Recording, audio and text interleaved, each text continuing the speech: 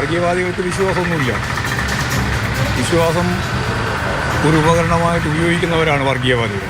ആ വർഗീയവാദികളുടെ പ്രചാരവേലയോടൊപ്പം ചേർന്ന് നിൽക്കാൻ communist party of India Marxist ഇല്ല. വിശ്വാസികൾക്കൊപ്പമാണ് ഞങ്ങൾ. യുവതി പ്രവേശനം അന്ന് അവിടെ ദർശനം നടത്തി, അത് തെറ്റായി പോകുന്നു. ഞാൻ അത് സംബന്ധിച്ച് ഒരു കാര്യവും ഇപ്പം പറയാൻ ഉദ്ദേശിക്കുന്നില്ല. കാരണം അതെല്ലാം കഴിഞ്ഞു പോയ അധ്യായമാണ്. പിന്നെ അതിൻ്റെ മേലെ ചുറ്റിപ്പറ്റി തുടങ്ങുന്നതിൻ്റെ കാരണം ഞാൻ നേരത്തെ പറഞ്ഞ തന്നെയാണ്. അതിന് വേറെ ആളെ നോക്കുന്നതല്ലേ. CPM വിശ്വാസികൾക്കൊപ്പമെന്ന് സംസ്ഥാന സെക്രട്ടറി MV ഗോവിന്ദൻ. യുവതീ പ്രവേശനം കഴിഞ്ഞുപോയ വിഷയമാണെന്നും അതിന് ചർച്ച ചെയ്യേണ്ട കാര്യമില്ലെന്നും ഗോവിന്ദൻ പറയുന്നു. ദേവസ്വം ബോർഡ് ആഗോള അയ്യപ്പ സംഗമം നടത്തുന്ന പശ്ചാത്തലത്തിലാണ് സംസ്ഥാന സെക്രട്ടറിയുടെ വിശദീകരണം. സംഗമത്തിന് ക്ഷണിക്കാനെത്തിയ ദേവസ്വം ബോർഡ് പ്രസിഡന്റിനെ കാണാൻ പോലും പ്രതിപക്ഷ നേതാവ് VD സതീശൻ കൂട്ടാക്കിയില്ല. വിവിധ ഹിന്ദു സംഘടനകൾ സംഗമത്തിന് പിന്തുണ പ്രഖ്യാപിച്ചിട്ടുണ്ട്. ഈ മാസം 20-ന് നിശ്ചയിച്ചിരിക്കുന്ന ആഗോള അയ്യപ്പ സംഗമം രാഷ്ട്രീയ വിവാദമായി കത്തിപ്പടരാൻ ഒരുങ്ങുന്ന സാഹചര്യത്തിൽ ഇന്ന് സൂപ്പർ പ്രൈം ടൈം ചർച്ച ഈ വിഷയമാണ്. Shri B Sunilkumar Devaswom commissioner, Shri KT Kunhikannan CPIM, Shri P Shyamraj BJP, advocate Anil boss Congress എന്നിവർ ചേരുന്നു.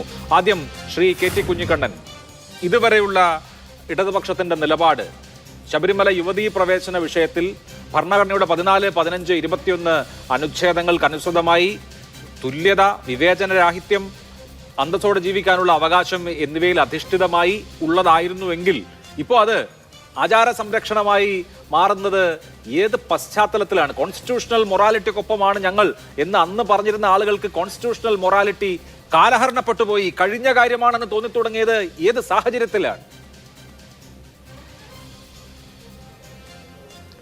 അഭിലാഷേ, വിഷയങ്ങളെ ഒരു കാരണവശാലും തെറ്റായ രീതിയിൽ വ്യാഖ്യാനിക്കാൻ പാടില്ല. CPM ഉൾപ്പെടെയുള്ള ഇന്ത്യയിലെ മതനിരപേക്ഷ ജനാധിപത്യത്തിന് വേണ്ടി നിലകൊള്ളുന്ന ആളുകൾ ഭരണഘടനയുടെ 25-ാം ആർട്ടിക്കിളും 14-ാം ആർട്ടിക്കിളും വളരെ പരമപ്രധാനമായിട്ട് കാണുന്നതാണ്. മനുഷ്യരുടെ ആചാരവിശ്വാസങ്ങളെക്കാൾ പ്രധാനമാണ് തുല്യനീതി എന്ന സുപ്രീം കോടതിയുടെ ശബരിമല കേസുമായി ബന്ധപ്പെട്ട വിധിയെ ഉയർത്തിപ്പിടിച്ച് അതിനോടൊപ്പം സഞ്ചരിച്ചവരാണ് കേരളത്തിലെ ഇടതുപക്ഷ പ്രസ്ഥാനവും CPM എന്ന കാര്യം അറിയാത്ത ആളല്ല. അല്ല, ആ സഞ്ചാരം എവിടെ വെച്ച് അവസാനിപ്പിച്ചു എന്നാണ് എന്റെ ചോദ്യം. എന്താണ് ശബരിമലയുടെ, ഞാൻ പറയട്ടെ, ശബരിമലയുടെ പൊതുവായ തീർത്ഥാടകർക്ക് സൗകര്യമുണ്ടാക്കുക. തീർത്ഥാടകർ വിശ്വാസികളാണ്, ഞങ്ങൾ വിശ്വാസികൾക്കൊപ്പമാണെന്ന് പറഞ്ഞു കഴിഞ്ഞാൽ അഭിലാഷ് എങ്ങനെയാണ് അത് പഴയ നിലപാടിൽ നിന്ന് ആചാര സംരക്ഷണത്തിലേക്കുള്ള മാറ്റമാണ് എന്ന രീതിയിൽ ഒരു വ്യാഖ്യാനം നൽകുക? അങ്ങനെ ഒരു നിലപാട് CPM-നില്ല. CPM വളരെ കൃത്യമായി പറയുന്നത് എന്താണ്? ഇത് ആചാര സംരക്ഷണത്തിൻ്റെ പ്രശ്നമല്ല. ശബരിമലയിൽ വരുന്ന തീർത്ഥാടകരായ എല്ലാ വിഭാഗത്തിലും പെട്ട ജനങ്ങൾക്ക് ആവശ്യമായ തീർത്ഥാടന സൗകര്യങ്ങൾ ഉറപ്പുവരുത്തണം. ആ അർത്ഥത്തിൽ അവിടെ തിരഞ്ഞെടുക്കപ്പെട്ട 3000 പ്രതിനിധികൾ പങ്കെടുക്കുകയാണ്. കേരളത്തിൽ നിന്ന് മാത്രമല്ല, 7 സംസ്ഥാനങ്ങളിൽ നിന്ന് ആളുകൾ വരുന്നുണ്ട്, ലോകത്തിൻ്റെ പല ഭാഗങ്ങളിൽ നിന്ന് ആളുകൾ വരുന്നുണ്ട്. ഈ 3000 പ്രതിനിധികളെയും തിരഞ്ഞെടുക്കുന്നത് അവിടെ വെർച്വൽ ക്യൂ ഡാറ്റാബേസിലാണ്. അവിടുത്തെ സ്ഥിരം സന്ദർശകരായിരിക്കുന്ന തീർത്ഥാടകരായിരിക്കുന്ന ആളുകളെ അവരുടെ ഡേറ്റ ഉപയോഗിച്ചുകൊണ്ടാണ് പ്രതിനിധികളെ തിരഞ്ഞെടുക്കുന്നത്. ഒരു സംശയവുമില്ല, അനാവശ്യമായ വിവാദം ഉണ്ടാക്കേണ്ട ആവശ്യമില്ല. ഇത് തീർത്ഥാടകരായ ആളുകൾക്ക്, വിശ്വാസികളായ ആളുകൾക്ക് ശബരിമല തീർത്ഥാടനവുമായി ബന്ധപ്പെട്ട് അവരനുഭവിക്കുന്ന എല്ലാ ബുദ്ധിമുട്ടുകൾക്കും പരിഹാരമുണ്ടാക്കാനുള്ള സർക്കാരിന്റെ നടപടികളുടെ ഭാഗമാണ്. 2018 പമ്പയിൽ സംഗമത്തെക്കുറിച്ചല്ല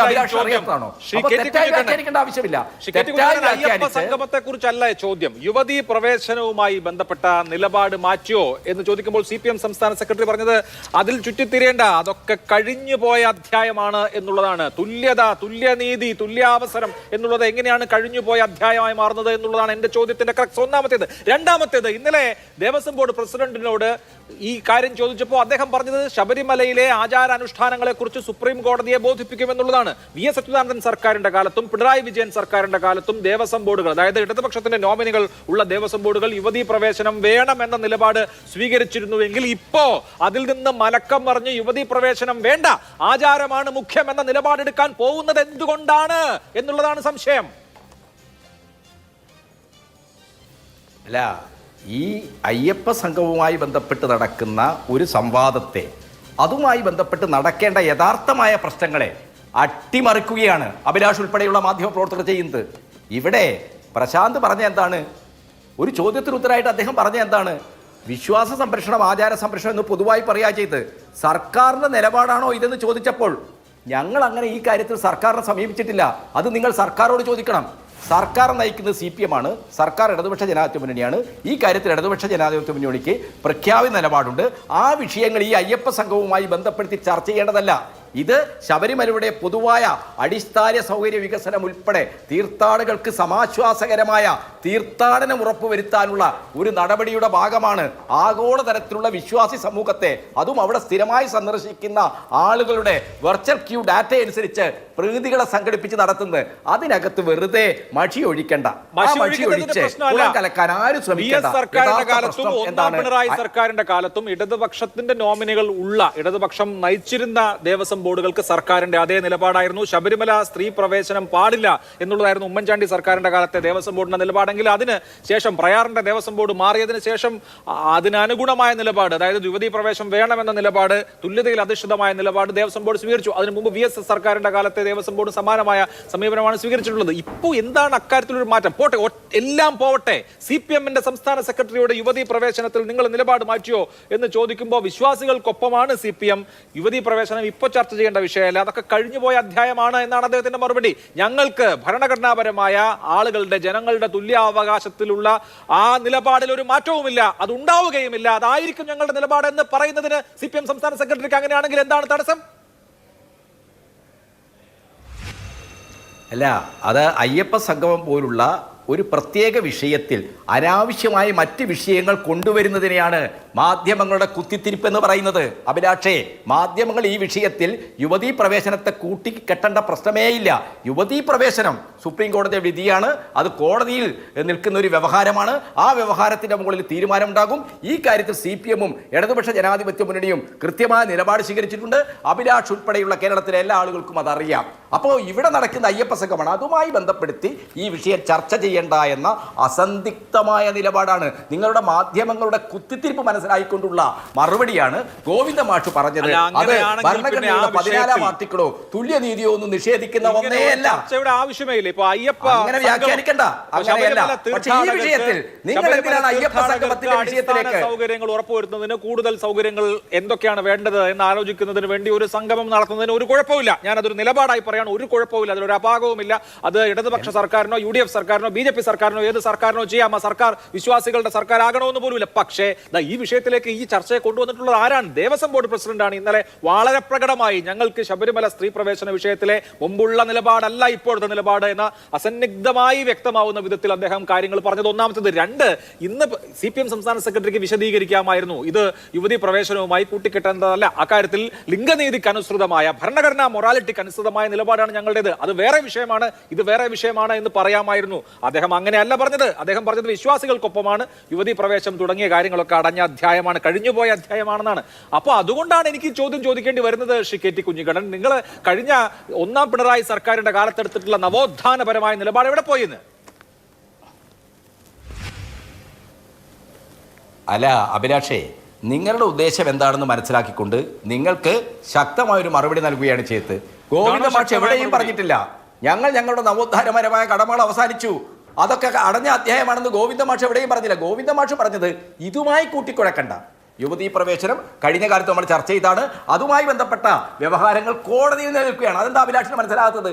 കോടതിയിൽ നിലനിൽക്കുകയാണ്. ഈ കാര്യത്തിൽ കേരള സർക്കാരിന് കൃത്യമായ നിലപാടുണ്ട്. ഇപ്പോൾ ഏതെങ്കിലും രീതിയിൽ അതിൽ നിന്ന് മാറുന്ന ഒരു നിലപാട് കേരള സർക്കാർ എടുത്തിട്ടുണ്ടെങ്കിൽ അപ്പം ചർച്ച ചെയ്യാം. ഈ അയ്യപ്പ സംഘവുമായിട്ട് അത് കൂട്ടിക്കെട്ടണ്ട. അതിലൊക്കെ കൃത്യമായിട്ടുള്ള അജണ്ടയുണ്ടെന്ന് ഞങ്ങൾക്കറിയാം. അത്തരം കുത്തിത്തിരിപ്പിനോടുള്ള അതിശക്തമായ ഒരു പ്രതികരണം എന്ന നിലക്കാണ് ഗോവിന്ദ മാഷ് ഭരണഘടനയുടെ ആർട്ടിക്കിൾ 14 അഫിഡവിറ്റ് തീർത്തില്ല എന്ന് വ്യക്തമാക്കിയാൽ ഒരു കുഴപ്പമില്ല. അപ്പോ ഇടതുപക്ഷ സർക്കാരിനും ദേവസ്വം അഭിലാഷ് എന്താ മനസ്സിലാക്കാത്തത്? ആ സത്യവാങ്മൂലം കൊടുത്തിട്ടുണ്ട്. ഇപ്പോ എന്തായാലും പുനഃപരിശോധനയിൽ വളരെ എന്താ പറയാ, ആ സത്യവാങ്മൂലം മാറ്റി കൊടുത്തിട്ടൊന്നുമില്ലല്ലോ. സത്യവാങ്മൂലം മാറ്റി കൊടുത്തിട്ടൊന്നുമില്ലല്ലോ. മാറ്റി കൊടുക്കാൻ ഉദ്ദേശിക്കുന്നുണ്ടോ ഇല്ലയോ എന്നുള്ളതാണ്. ഒരു ഉദ്ദേശവും ഇല്ലെന്ന് പറഞ്ഞാൽ തീർന്നു. അവിടെ ഒരു ഉദ്ദേശവും ഇല്ല, ഞങ്ങൾ ഇവിടെ വിട്ട് തിരുത്താൻ പോകുന്നില്ല എന്ന് പറഞ്ഞാൽ തീർന്നു. അല്ല, അപ്പൊ നിങ്ങൾക്ക് എന്താണ് അയ്യപ്പ സംഗമം വളരെ വിവാദമാക്കണം, അയ്യപ്പ ഭക്തരുടെ തീർത്ഥാടകരുടെ ക്ഷേമവും സൗകര്യവും വികസിപ്പിക്കുന്നതിനെ കുറിച്ച് നടത്തുന്ന ഒരു സംഗമത്തെ അനാവശ്യമായ വിവാദങ്ങളിലേക്ക് വലിച്ചു കൊണ്ടുപോകാനുള്ള മാധ്യമങ്ങളുടെ കൗശലങ്ങൾക്ക് ഞങ്ങൾ വഴങ്ങിത്തരില്ല. അതാണ് ഗോവിന്ദമാഷുടെ പ്രസ്താവന. ഞങ്ങൾ അതുകൊണ്ട് നിലപാട് ഉപേക്ഷിച്ചെന്നോ ഞങ്ങൾ നവോത്ഥാനപരമായ കടമകളിൽ നിന്ന് പുറകോട്ട് പോയോ എന്നുള്ള ഒരു വ്യാഖ്യാനത്തിനും ഒരു പ്രസക്തിയുമില്ല. കേരളത്തിലെ ഇടതുപക്ഷ ഗവൺമെന്റ് UDF-ഉം ഇവിടുത്തെ BJP-യും എല്ലാം ചേർന്ന് ഒന്നിച്ച് ആർത്തവലഹള ഉണ്ടാക്കിയ ഘട്ടത്തെ പ്രതിരോധിച്ചുകൊണ്ടാണ് ഈ ഭരണഘടനയുടെ തുല്യനീതി, ആ തുല്യനീതിയുടെ അവകാശത്തിന് വേണ്ടി സുപ്രീം കോടതി വിധിക്ക് വേണ്ടി നിലകൊണ്ടതെന്ന കാര്യം അഭിലാഷിനെ പോലുള്ള ആളുകൾക്ക് അറിയാത്തതല്ലോ. അപ്പൊ അനാവശ്യമായി ഈ വിഷയവുമായി ബന്ധപ്പെടുത്തി ഒരു വിവാദം സൃഷ്ടിക്കാനാണ് നിങ്ങൾ നോക്കുന്നത്. ശരി, അതാണ് പോയിന്റ്. ഞാൻ അങ്ങയിലേക്ക് വരാം. ഞങ്ങൾ മാറിയിട്ടുണ്ടോ? എനിക്കും അഭിലാഷിനും മാറാൻ പറ്റുമോ? ഈ രാജ്യത്തെ ഭരണഘടനയുടെ തുല്യനീതിയെ അതിന്റെ അടിസ്ഥാനത്തിൽ DY ചന്ദ്രഗുരു നടത്തിയിരിക്കുന്ന ആ വിധി പ്രസ്താവനയിലെ വാക്കുകൾ നമ്മുടെ മുമ്പിലില്ലേ? അതിന് നമുക്ക് മാറാൻ പറ്റുമോ? നമുക്ക് എങ്ങനെയാ മാറാൻ പറ്റുക? DY ചന്ദ്രചൂഡ് എന്താണ് പറഞ്ഞത്? ഭരണഘടനയുടെ തുല്യനീതിക്ക് പുറത്തല്ല മറ്റെല്ലാ ആചാരവിശ്വാസങ്ങളും. അപ്പൊ ആചാരവിശ്വാസങ്ങളും തുല്യനീതിയും തമ്മിൽ എന്തിനാണ് ഒരു കോൺട്രഡിക്ഷൻ ഉണ്ടാക്കുന്നത് എന്ന ചോദ്യമാണ് ആ വിധി പ്രസ്താവനയിൽ ചോദിച്ചത്. ആ കാര്യത്തിൽ ഒരു തീരുമാനമുണ്ടാകേണ്ടത് കോടതിയാണ്. പരമോന്നത കോടതിയിൽ തന്നെ അതുമായി ബന്ധപ്പെട്ട തർക്കങ്ങൾ, വ്യവഹാരങ്ങൾ നടക്കുകയാണ്. ശരി, ആ പുനഃപരിശോധന ഇവിടെ ഒരു അയ്യപ്പ സംഘം ഹർജി പരിഗണിക്കപ്പെടുമ്പോൾ ഭരണഘടനാ ബെഞ്ച് അത് ആഴത്തിൽ പരിശോധിക്കുമ്പോൾ നിലവിലെടുത്തിട്ടുള്ള നിലപാടിൽ എന്തെങ്കിലും വെള്ളം ചേർക്കലുകൾ ഉണ്ടാകുമോ ഇല്ലയോ എന്നുള്ളതാണ് അതിന്റെ മർമ്മം. ഞാൻ അങ്ങയിലേക്ക് വരാം. ശ്രീ B. സുനിൽകുമാർ, ഈ ആഗോള അയ്യപ്പ സംഗമം 20-ാം തീയതി നിശ്ചയിച്ചിരിക്കുകയാണല്ലോ. അപ്പൊ ഇതിനോടകം തന്നെ അത് വലിയ ചർച്ചയായി കഴിഞ്ഞു. എന്തിനാണ് ഈ ആഗോള അയ്യപ്പ സംഗമം നടത്തുന്നത്? എല്ലാവർക്കും അറിയാം, തിരുവിതാംകൂർ ദേവസ്വം ബോർഡ് സ്ഥാപിതമായിട്ട് 75 വർഷമായി. തിരുവിതാംകൂർ ദേവസ്വം ബോർഡിൻ്റെ കീഴിൽ 1252ഓളം ക്ഷേത്രങ്ങളുണ്ട്. ഇതിൽ ഒട്ടേറെ പ്രമുഖ ക്ഷേത്രങ്ങളുണ്ട്. വൈക്കം, ഏറ്റുമാനൂർ, ശ്രീകണ്ഠേശ്വരം, ഒരുപാട് ക്ഷേത്രങ്ങളുണ്ട്.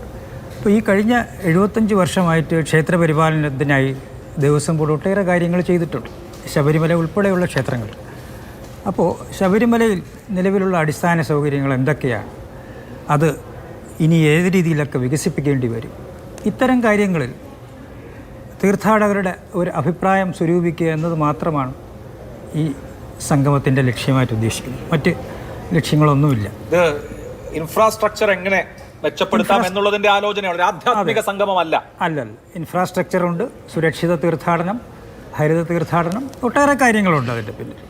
അതുമാത്രമാണ് ഈ ആഗോള സംഗമം കൊണ്ട് ഉദ്ദേശിക്കുന്നത്. ഇപ്പോൾ ഈ സംഗമത്തിന്റെ ഫണ്ട് അടക്കം എങ്ങനെ, എവിടെ നിന്ന് ചെലവ് എന്നതടക്കം ഹൈക്കോടതിയുടെ ദേവസ്വം ബെഞ്ച് മുൻപാകെ ഇപ്പോൾ പരിഗണനാ വിഷയമായിട്ടുള്ള ഒരു കാര്യമാണ്. നോക്കൂ, ഇവിടെ ഇപ്പോൾ കേരളത്തിൽ നിന്നും തമിഴ്നാട്ടിൽ നിന്നും അതുപോലെ തന്നെ ആന്ധ്ര, തെലങ്കാന, കർണാടക, സൗത്ത് ഇന്ത്യൻ സ്റ്റേറ്റുകളിൽ നിന്ന് പ്രതിനിധികളുണ്ട്, മറ്റ് സംസ്ഥാനങ്ങളിൽ നിന്ന് ദേവസ്വം മന്ത്രിമാരുണ്ട്. ഈ സംഗമത്തിന്റെ അജണ്ടയായിട്ട് ദേവസ്വം ബോർഡ് മുന്നോട്ട് വെക്കുന്നത് എന്താണ്? തെരഞ്ഞെടുക്കപ്പെട്ട ജനപ്രതിനിധികൾ മാത്രമാണോ പങ്കെടുക്കുന്നത് ഇതിൽ, ഡെലിഗേറ്റ്സ് എന്നുള്ള നിലയിൽ? അതെ അതെ, അതായത് നമ്മുടെ ദേവസ്വം ബോർഡിൻ്റെ വിർച്വൽ ക്യൂ, TCS ഡെവലപ്പ് ചെയ്ത നമ്മുടെ വിർച്വൽ ക്യൂ, അതിൽ നമുക്ക് ലക്ഷക്കണക്കിന് തീർത്ഥാടകരുടെ ഡാറ്റാബേസ് ഉണ്ട്. അതിൽ നിന്ന് വിർച്വൽ ക്യൂവിൽ കഴിഞ്ഞ 5 വർഷത്തിനിടെ അല്ലെങ്കിൽ 3 വർഷത്തിനിടെ മാസപൂജയ്ക്കും മണ്ഡലപൂജയ്ക്കും സ്ഥിരമായി ശബരിമലയിലെത്തുന്ന തീർത്ഥാടകരുണ്ട്. അവർക്ക് മാത്രമാണിപ്പം നമുക്ക് ലോഗിൻ സൗകര്യം നൽകാൻ ഉദ്ദേശിച്ചിട്ടുള്ളത്. അത് വിദേശത്തു നിന്നുള്ള പ്രതിനിധികളുണ്ട്, ഒട്ടേറെ രാജ്യങ്ങളിൽ അയ്യപ്പ സംഘങ്ങളുണ്ട്. അവരിൽ നിന്നുള്ള തീർത്ഥാടകർ, പിന്നീട് കേരളത്തിൽ നിന്നുള്ള തീർത്ഥാടകർ, ഇന്ത്യയിലെ തന്നെ വിവിധ സംസ്ഥാനങ്ങളിൽ നിന്നുള്ള തീർത്ഥാടകർ, പ്രത്യേകിച്ച് സൗത്ത് ഇന്ത്യയിൽ നിന്നുള്ള സ്റ്റേറ്റുകളിൽ നിന്നാണ് നമുക്ക് കൂടുതൽ തീർത്ഥാടകർ വരുന്നത്. ആന്ധ്ര, തമിഴ്നാട്, തെലുങ്കാന, അങ്ങനെയുള്ള സംസ്ഥാനങ്ങൾ. അതാണ് നമ്മൾ പ്രധാനമായിട്ടും ഉദ്ദേശിക്കുന്നത്. ഏകദേശം എല്ലാവരെയും ചേർത്ത് 3000-ഓളം തീർത്ഥാടകർക്കാണ് ഇപ്പോൾ ഒരു ഡെലിഗേറ്റ് രജിസ്ട്രേഷനായിട്ട് നമ്മൾ ഉദ്ദേശിക്കുന്നത്. ഞാൻ വരാം താങ്കളിലേക്ക്. ശ്രീ അഡ്വക്കേറ്റ് അനിൽ ബോസ്, ശബരിമല അയ്യപ്പ സംഗമം എന്നതുകൊണ്ട് ഉദ്ദേശിക്കുന്നത്, ശബരിമല നമ്മുടെ നാട്ടിലെ നല്ല സൗത്ത് ഇന്ത്യയിലെ തന്നെ ഏറ്റവും വലിയ തീർത്ഥാടന കേന്ദ്രങ്ങളിൽ ഒന്നാണ്. ഓരോ വർഷവും കോടിക്കടുത്ത് തീർത്ഥാടകർ അവിടേക്ക് എത്തിക്കൊണ്ടിരിക്കുന്നുണ്ട്, 2 സീസണായി. അപ്പോൾ അവിടെ ഏറ്റവും മെച്ചപ്പെട്ട അടിസ്ഥാന സൗകര്യങ്ങൾ ഉറപ്പുവരുത്തുക, തീർത്ഥാടകരുടെ കംഫർട്ട് ഉറപ്പുവരുത്തുക, സുരക്ഷിതമായ തീർത്ഥാടനം പൂർത്തീകരിക്കാനുള്ള കാര്യങ്ങൾ ക്രമീകരിക്കുക, ഇതൊക്കെ സ്വാഭാവികമായും ഭരണകൂടത്തിന്റെ ഉത്തരവാദിത്വമാണ്. അതുമായി ബന്ധപ്പെട്ട് ഇത്തരം കാര്യങ്ങളിൽ എങ്ങനെ അടിസ്ഥാന സൗകര്യം കൂടുതൽ മെച്ചപ്പെടുത്താം, എങ്ങനെ തീർത്ഥാടനം സുഗമമാക്കാം എന്ന് ആലോചിക്കാൻ ഒരു കോൺക്ലേവ് നടത്തുന്നതിൽ എന്താണ് അപാകം? അതിൽ രാഷ്ട്രീയമോ സാമുദായികപരമോ വിശ്വാസപരമോ ആയ കാര്യങ്ങൾ കാണേണ്ടതുണ്ടോ? അല്ല, അതിൻ്റെ അകത്ത് കുറച്ച് കൺഫ്യൂഷൻസ് ഉണ്ട്. നമ്മളെ സംബന്ധിച്ചിടത്തോളം ശബരിമലയുമായി ബന്ധപ്പെട്ട് വികസനം നടത്തുന്നതിന് അയ്യപ്പ ഭക്തരായിട്ടുള്ള ആരെങ്കിലും എതിര് നിൽക്കുമെന്ന് ഞാൻ കരുതുന്നില്ല. അവിടുത്തെ ആചാരങ്ങളെ സംബന്ധിച്ചോ വിശ്വാസ സമൂഹത്തിൻ്റെ ഇഷ്ടാനിഷ്ടങ്ങളെ സംബന്ധിച്ചോ ഒന്നും കോൺഗ്രസോ ഐക്യ ജനാധിപത്യ മുന്നണിയോ അല്ലെങ്കിൽ അയ്യപ്പ ഭക്തന്മാരോ അല്ലെങ്കിൽ ക്ഷേത്രവിശ്വാസികളോ ആരും അതിനെതിര് നിൽക്കില്ല. ഇവിടെ പറഞ്ഞ ഒന്ന് രണ്ട് കാര്യങ്ങൾ സൂചിപ്പിച്ച് കടന്നു പോകാൻ ഞാൻ ആഗ്രഹിക്കുകയാണ്. ഇപ്പോൾ കമ്മീഷണർ പറയുന്നത് കേട്ടാൽ വളരെ ശ്ലാഘനീയമായ കാര്യമാണ്. കാരണം അവിടുത്തെ അടിസ്ഥാന സൗകര്യ വികസനം നടത്തണം, അതിനുവേണ്ടി സ്ഥിരമായി വന്നുകൊണ്ടിരിക്കുന്ന കുറച്ച് ഭക്തന്മാരെ ഞങ്ങൾ സെലക്ട് ചെയ്തു, 3000-ഓളം ആളുകൾ പങ്കെടുക്കുന്നു എന്ന് അദ്ദേഹം പറഞ്ഞു. കമ്മീഷണർ ഈ ചർച്ചയിലുള്ളത് നല്ലതാണ്. കാരണം അദ്ദേഹത്തിന് നമ്മളെക്കാൾ കൂടുതൽ ആധികാരികമായിട്ട് ജനങ്ങളോട് കാര്യം പറയാൻ പറ്റുന്ന ഒരാളാണ്. ഈ 3000 പേരെ സെലക്ട് ചെയ്തു, അവർക്ക് കൊടുക്കുന്ന ഫെസിലിറ്റി, അതിന് വരുന്ന എക്സ്പെൻസ്, അത് ഗവൺമെൻറ് ആണോ മെയിൻറ്റെയിൻ ചെയ്യുന്നത് അതോ ദേവസ്വം ബോർഡാണോ മെയിൻറ്റെയിൻ ചെയ്യുന്നത്, അതൊന്ന് അദ്ദേഹം പ്രോപ്പറായി കമ്മ്യൂണിക്കേറ്റ് ചെയ്താൽ വലിയ ഉപകാരമാണ്. അവർക്ക് കൊടുക്കുന്ന ഫെസിലിറ്റീസ് എന്താണ്, അവരുടെ അക്കോമഡേഷൻ എവിടെയാണ് കൊടുക്കുന്നത്, ആ അക്കോമഡേഷൻ കൊടുക്കുന്നതിന് ഒരു ഭക്തന് സ്റ്റാർ ഫെസിലിറ്റീസ് കൊടുക്കേണ്ട കാര്യമുണ്ടോ, എ ക്ലാസ് ഹോട്ടലുകളിൽ മുറി എടുത്തു കൊടുക്കേണ്ട കാര്യമുണ്ടോ, അയ്യപ്പ ഭക്തന്മാരെ 2-3 തട്ടുകളിലായി നിശ്ചയിക്കേണ്ട കാര്യമുണ്ടോ, കോടിക്കണക്കിന് രൂപ കൊടുക്കുന്ന ആളുകളുടെ പ്രയോറിറ്റി അനുസരിച്ച്. ഇപ്പോൾ പണ്ടൊക്കെ ഞാൻ എല്ലാ മാസവും ശബരിമലയിൽ പോകുന്ന ആളാണ്. നേരത്തെയൊക്കെ ചെല്ലുമ്പോൾ എങ്ങനെയാണെന്ന് ചോദിച്ചു കഴിഞ്ഞാൽ നമ്മളെയൊക്കെ ഈ പടിയുടെ അടുത്ത് കയറ്റി നിർത്തി ഒരുപാട് സന്ദർഭങ്ങളിൽ തൊഴാനൊക്കെ എനിക്ക് അവസരം കിട്ടിയിട്ടുള്ള ഒരാളാണ്. അത് ദേവസ്വം ബോർഡ് പ്രസിഡന്റ്, മെമ്പർമാർ, പൊതുവായി വരുന്ന പ്രധാനപ്പെട്ട ആളുകൾക്കൊക്കെ പലപ്പോഴും അതിന് അവസരം കിട്ടാറുണ്ട്. ഇപ്പം അങ്ങനല്ല. അപ്പോൾ അവിടെ VIP പരിഗണനയൊന്നുമില്ല.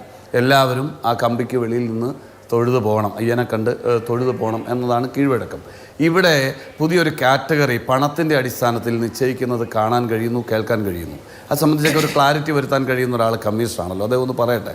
അപ്പോൾ ഈ വരുന്ന ഭക്തന്മാർ, അവർക്ക് കൊടുക്കുന്ന ഫെസിലിറ്റീസ്, അവർ പണം നിക്ഷേപിക്കുന്നതിനനുസരിച്ച് കൊടുക്കുന്ന ഗ്രേഡിങ്, അതൊക്കെ ശരിയായൊരു നടപടിക്രമമാണ് എന്ന് അദ്ദേഹം വിശ്വസിക്കുന്നുണ്ടോ? ഇത് ഗവൺമെൻറ്റിൻ്റെ നിർദ്ദേശമാണോ അതോ ദേവസ്വം ബോർഡാണോ ഇത് തീരുമാനിച്ചിരിക്കുന്നത്? ഒന്ന്. രണ്ടാമത്തെ കാര്യം, അടിസ്ഥാന സൗകര്യ വികസനം എന്ന് പറയുന്നത് പല ചർച്ചകളിലും ഞാൻ പറഞ്ഞിട്ടുണ്ട്. ബഹുമാനപ്പെട്ട കമ്മീഷണർക്ക് അത് ക്ലാരിറ്റി വരുത്താവുന്നതാണ്.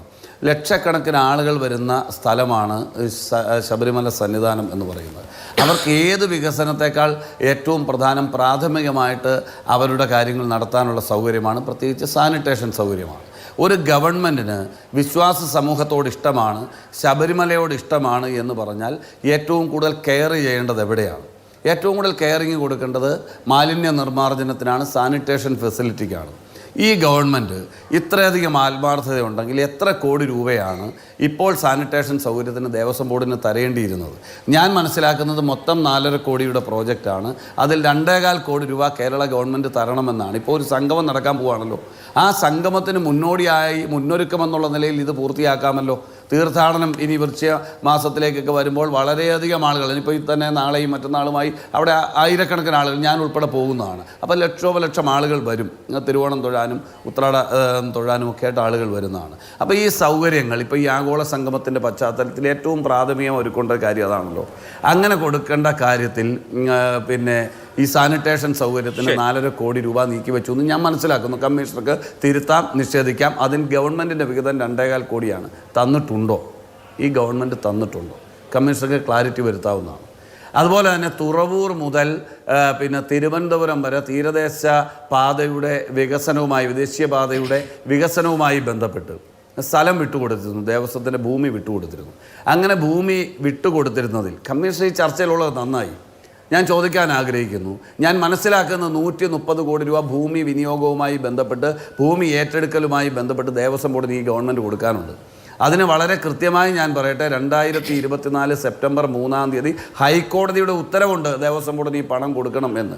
കെട്ടിടം പൊളിച്ച പണം കിട്ടിയത് വേണമെങ്കിൽ കമ്മീഷൻ ഈ ചർച്ചയിൽ പറയും. ഹരിപ്പാടും അമ്പലപ്പുഴ ഗ്രൂപ്പുകളുമായി ബന്ധപ്പെട്ട ചില കെട്ടിടങ്ങൾ പൊളിച്ചതിൻ്റെ കാശ് കിട്ടിയെന്ന് വേണമെങ്കിൽ കമ്മീഷണർ പറയും. പക്ഷേ കോടതി ഉത്തരവ് ഉണ്ടായിട്ടും ഈ അയ്യപ്പ സന്നിധിയോട്, ശബരിമലയോട് നീതിബോധമുള്ള പ്രവർത്തനമാണ് ഈ ഗവൺമെന്റ് സ്വീകരിക്കുന്നതെങ്കിൽ ആ 130 കോടി രൂപ ഈ നിമിഷം വരെ കൊടുത്തു വികസന പ്രവർത്തനങ്ങൾ ദേവസ്വം ബോർഡിന് വിനിയോഗിക്കാൻ കഴിയുന്ന ഒരു താങ്കൾ ഈ പറയുന്ന കാര്യങ്ങളൊക്കെ ഈ ഗവൺമെന്റ് പ്രസക്തമായിട്ടുള്ള കാര്യങ്ങളാണ്. താങ്കൾ ഒരു തീർത്ഥാടകൻ എന്നുള്ള നിലയിൽ കൂടി പറയുന്ന ആളാണ്.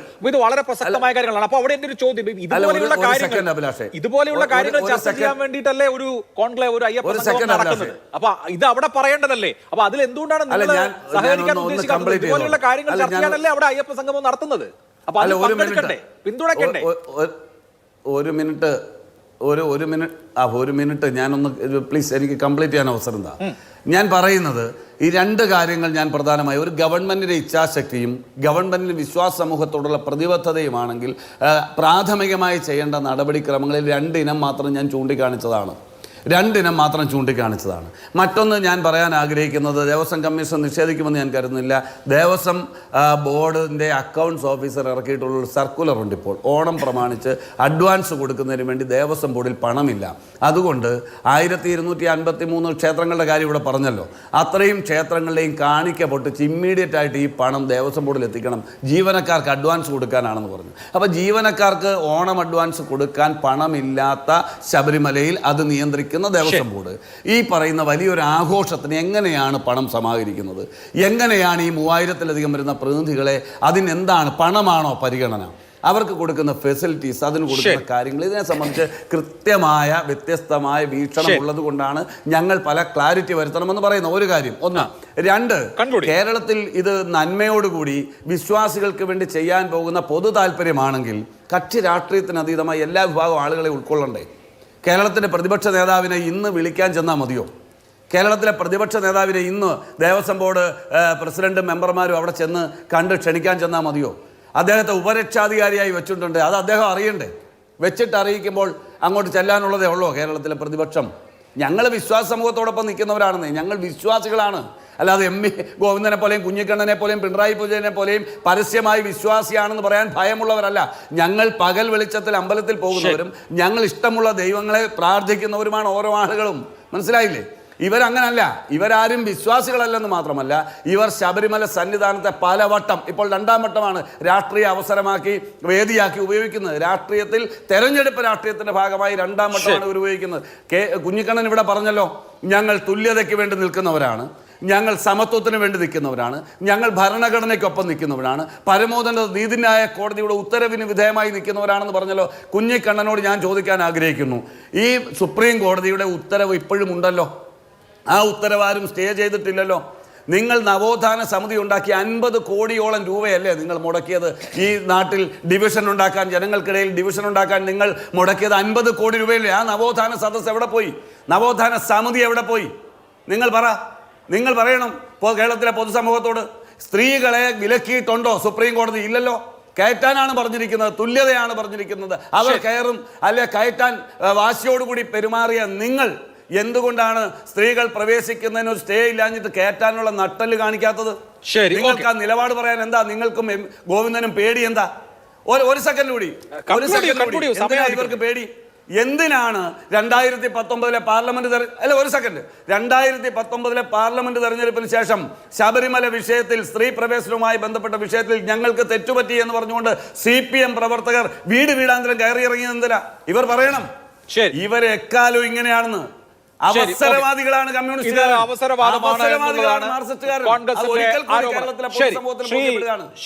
ഒരിക്കൽ കൂടി തെരഞ്ഞെടുപ്പ് രാഷ്ട്രീയത്തിൽ നിയമസഭാ തെരഞ്ഞെടുപ്പിൽ രാഷ്ട്രീയ താല്പര്യവും സ്ഥാപിത താല്പര്യവും നിലനിർത്തിയുള്ള തീരുമാനത്തിന്റെ ഭാഗമാണ് ഇപ്പോൾ നടത്തുന്ന സംഗമമെങ്കിൽ അതിനെ ഞങ്ങൾ സംശയത്തോടു കൂടി കാണും, ഞങ്ങൾ വിമർശിക്കും. ശരി, ഓക്കെ. ശ്രീ ശ്യാംരാജ്, നോക്കൂ, ഇപ്പോൾ ഹിന്ദു സമൂഹത്തിലെ പ്രധാനപ്പെട്ട സംഘടനകളെല്ലാം തന്നെ ഈ അയ്യപ്പ സംഗമത്തിന് പിന്തുണ അറിയിച്ചു കഴിഞ്ഞു. NSS ആവട്ടെ, SNDP ആവട്ടെ, KPMS ആവട്ടെ, അതുപോലെ തന്നെ ശിവഗിരി മഠമാവട്ടെ, വിവിധ സംഘടനകൾ, അതുപോലെ തന്നെ ഭക്തർ.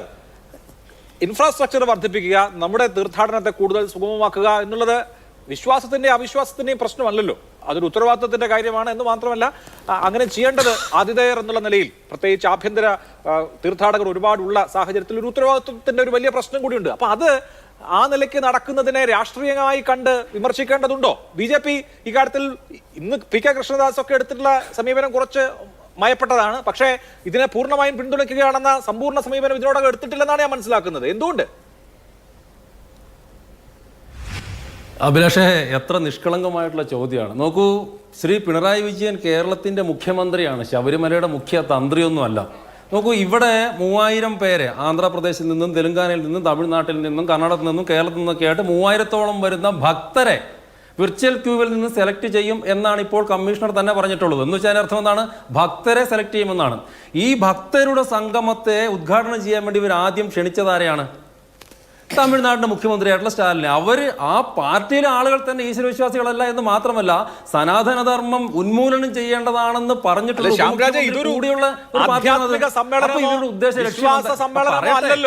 ഇവിടെ ചർച്ച എന്താണ്? ഞാൻ പറയട്ടെന്ന്. അഡ്മിനിസ്ട്രേഷൻ എങ്ങനെ നല്ല ഫെസിലിറ്റീസ് കൊടുക്കാം, എന്തൊക്കെ സൗകര്യങ്ങൾ അവിടെ ഉണ്ടാക്കി കൊടുക്കണം എന്നുള്ളതല്ലേ ചർച്ച.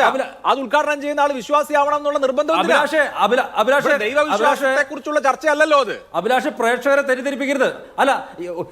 അല്ലെന്ന് ഇവർ പറയുന്ന എന്താണ്? ഈ ദേവസ്വം കമ്മീഷൻ ഇപ്പൊ പറഞ്ഞതാണ് വിർച്വൽ ക്യൂവിൽ ശബരിമല വരുന്നതിന് ആര് അവിശ്വാസികൾ എത്തിച്ചിട്ടാണ് വരുന്നത്. നിങ്ങൾ എന്തായി പറയുന്ന അഭിലാഷ്? വിശ്വാസികൾ സമ്മേളനം നിൽക്കുന്നു പറയട്ടെന്ന് ഏത് പറയട്ടെ. ഈ ആന്ധ്രാപ്രദേശിൽ തെലങ്കാനയിൽ നിന്നൊക്കെ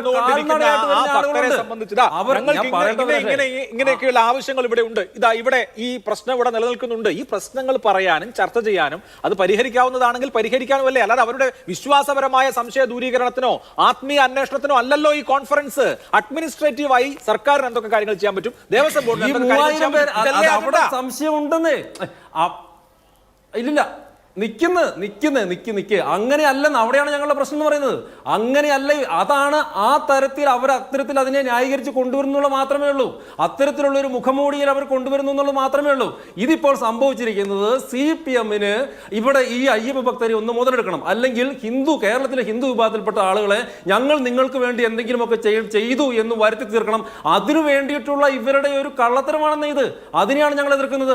ഇനി അഭിലാഷ് ചോദിച്ച, അഭിലാഷും ദേവസ്വം കമ്മീഷണറും ഒക്കെ പറഞ്ഞ ഒരു പോയിന്റിലേക്ക് ഞാൻ വരാം. അടിസ്ഥാന സൗകര്യം, തുല്യത, ക്ഷേമം, ഇതൊക്കെയാണ് ഇവരുടെ വിഷയം. ഞാൻ ഒറ്റൊരു ചോദ്യം ഞാൻ ചോദിക്കട്ടെ. ശബരിമലയിലെ 18 മലകളിലും നൂറ്റാണ്ടുകളായിട്ട് താമസിക്കുന്ന ഒരു കമ്മ്യൂണിറ്റി ഉണ്ട്, ട്രൈബൽ കമ്മ്യൂണിറ്റി ഉണ്ട്, മലയരയർ എന്ന് പറഞ്ഞിട്ട്. 1949 വരെ ശബരിമലയിൽ തെള്ളി എന്ന് പറയുന്ന ഒരു മരമുണ്ട്. ആ തെള്ളിയുടെ കറ നല്ല സുഗന്ധമൊക്കെ ഉള്ള ഒരു കറയാണ്. ആ കറ എടുത്തിട്ട് മകരവിളക്ക് തെളിയിച്ചുകൊണ്ടിരുന്ന 1949 വരെ ഈ മലയര കമ്മ്യൂണിറ്റി ആയിരുന്നു.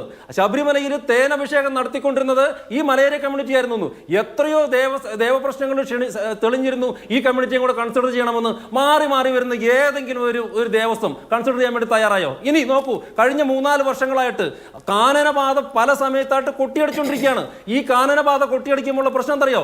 ആ കാനനപാതയിലുള്ള കാളകെട്ടി അമ്പലം പോലെയുള്ള, ഇഞ്ചപ്പാർ കോട്ട പോലെയുള്ള ഈ മലയരയ ട്രൈബിൻസിന്റെ കയ്യിലിരിക്കുന്ന ക്ഷേത്രങ്ങളുടെ മുഴുവൻ വരുമാനം കുറയുകയാണ്. എന്നു മാത്രമല്ല, ആ വഴികളിൽ ശബരിമല സീസണിൽ കച്ചവടം നടത്തുന്ന ആളുകൾക്ക്, സാധാരണപ്പെട്ടവർക്ക്, പാവപ്പെട്ടവർക്ക് അവിടെ കച്ചവടം നടത്താൻ വേണ്ടിയിട്ടുള്ള സൗകര്യങ്ങൾ പോലും ഈ ദേവസ്വം ബോർഡ് കൊട്ടിയടക്കുകയാണ്. ഇത് മാത്രമല്ല, ശബരിമല ക്ഷേത്രം ഉൾപ്പെടെ അതിന്റെ തൊട്ടടുത്തുള്ള കോട്ടയത്ത് തന്നെയുള്ള ഒരു വള്ളിയാങ്കാവ് ദേവീക്ഷേത്രമുണ്ട്. കബളിപ്പിച്ച് ദേവസ്വത്തിന് കമ്മീഷൻ ഇപ്പോൾ ഉത്തരം വരട്ടെ. അതായത് അത് ഈ മലയരയ കമ്മിറ്റിയുടെ കയ്യിലിരുന്ന ഒരു വള്ളിയാങ്കാവ് ദേവീക്ഷേത്രം കോന്തി എന്ന് പറയുന്ന ഒരാള് അദ്ദേഹത്തിന്റെ കയ്യില് ക്ഷേത്രത്തിലേക്ക് ആ റോഡ് തരാമെന്ന് പറഞ്ഞിട്ട് വെള്ള പേപ്പറിൽ ഒപ്പിട്ട് വാങ്ങിയിട്ട് പിന്നീട് ഇവർ എഴുതി ചേർത്തെന്താണെന്നറിയോ?